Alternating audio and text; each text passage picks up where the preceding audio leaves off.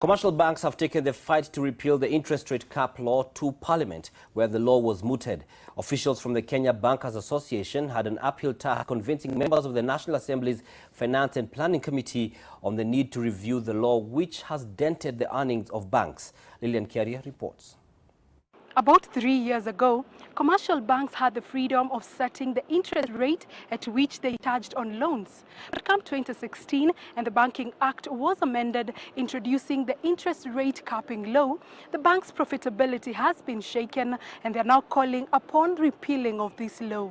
Objectives of the law have not quite been met in terms of spurring credit growth, especially in the specific sectors of households and the micro and small enterprise segment of the credit market. The fact that the law is detrimental to the economy is not in dispute, with the Central Bank of Kenya being among the foremost advocates for its repeal. Former Treasury Cabinet Secretary Henry Rotich is also on record for acknowledging how counterproductive the effects of the law have been.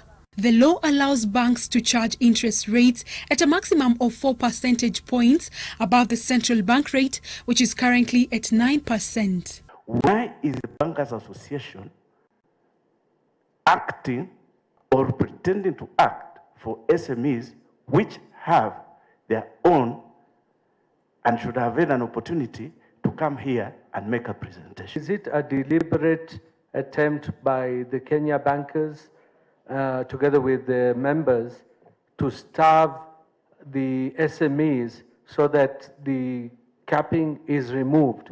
The Kenya Bankers Association is giving assurances that if the law is repealed, those who took loans at lower rates will not have their interest rates adjusted upwards. For the existing borrowers who have been able to access the banking sector resources at the price that they have been priced at, and they already have a contract, they should not be affected. One of the things we're implementing is what we call as a transparent pricing.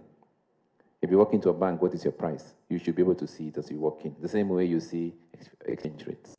If you walk into a bank, what is your risk-based price? You should know your credit score when you walk into the bank.